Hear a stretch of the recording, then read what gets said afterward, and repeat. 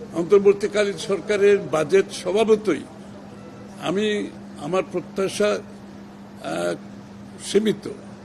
কারণ হচ্ছে অন্তর্বর্তী সরকারের একটা সীমাবদ্ধতা আছে, সময়ের ব্যাপার আছে, তারপরে আপনার একটা নির্বাচিত সরকারের বাজেটের প্রতি অ্যাপ্রোচ, যে দীর্ঘ সময় তার থাকার সরকারের মেয়াদ, এই ব্যবধানগুলো তো আমাদেরকে বুঝতে হবে। এই জন্য আমি মনে করি যে প্রথমত যেটা আমি ওভারঅল যেটা ফিল করি সেটা হচ্ছে বাজেটের সাইজটা যে বিগত সরকার যেভাবে বাজেটের সাইজ বাড়াতে যে জায়গায় নিয়ে গেছে সেটার সাথে বাংলাদেশের রাজস্ব আয়ের কোনো সম্পর্ক নেই, এক নাম্বার।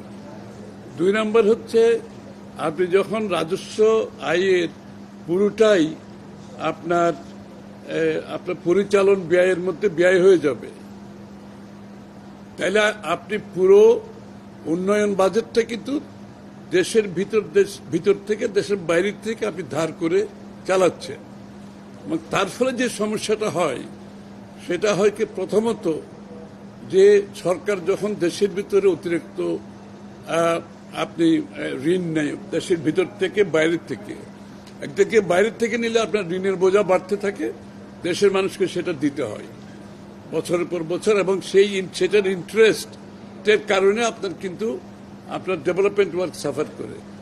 আবার দেশের ভিতর থেকে নিলে দুইটা ক্ষতি, আরো বেশি ক্ষতি, এই জন্য যে আপনার তো এটার ইন্টারেস্ট, এটার যে সুদ পে করতে হয়, যেটা দেশের ওভারঅল বাজেটকে ক্ষতিগ্রস্ত করে। আর দ্বিতীয় কথা হচ্ছে সরকারকে অনেক বেশি টাকা আভ্যন্তরীণ যেটা ঋণ নিলে যেটা হয়, এটা ব্যাংক থেকে অতিরিক্ত ঋণ নিতে গেলে ব্যাংকের ইন্টারেস্ট বেড়ে যায়, এবং ব্যাংকের থেকে যখন সরকার বেশি লোন নিয়ে নেয় তখন কিন্তু ব্যক্তি খাতে আর লোনটা কমে যায়, তাদের লোনটা তারা পায় না।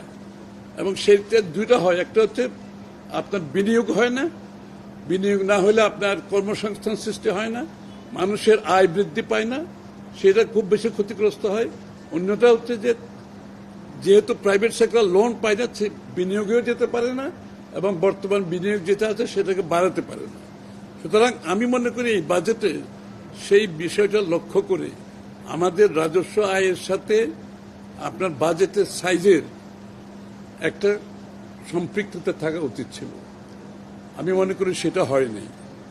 সেটা পুরোটাই রাজস্ব আয় যেটা আছে সেটা আপনার পরিচালনা ব্যয়ের মধ্যে চলে যাবে, এবং পুরোটাই কিন্তু দেশের ভিতর থেকে বাইরে থেকে লোন নিতে গেলে যে প্রভাবগুলো আমি বললাম, এই প্রভাবের কারণে অর্থনৈতিক ক্ষতিগ্রস্ত হবে।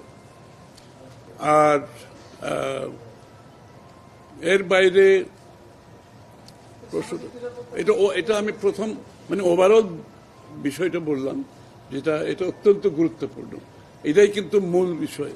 অর্থাৎ আগের যেভাবে বাজেট চলে আসছে, মূলত সেখান থেকে আমরা খুব একটা সংখ্যার তারতম্য ছোটখাটো হয়েছে, কিন্তু প্রিন্সিপালের যে বাজেটের যে প্রিন্সিপাল, ওই জায়গাটাই কিন্তু আমরা আগের মতো রয়ে গেছি। সুতরাং গতানুগতিক শব্দটা আমি বলতে চাই না, অনেকটা সেই জায়গা থেকে খুব একটা বেরোতে পারেনি। এই বাজেটের আপনার রাজস্ব আয়কে ভিত্তি করে আসলে বাজেট করা উচিত। তাহলে আপনার প্রাইভেট সেক্টরে মানি ফ্লোটা থাকলো, তার বিনিয়োগ থাকলো, এবং ইন্টারেস্ট রেটটা কমে আসলো, আপনার বিদেশ থেকে ঋণটা কমে আসলো, ঋণ সার্ভিসিং কমে যায়, সুদটা কম পেমেন্ট করতে হবে, কিন্তু সেই জায়গা থেকে আমরা খুব একটা সরে আসতে পারি নাই। সুতরাং আমি মনে করি এই মৌলিক জায়গাটাই গলতটা রয়ে গেছে।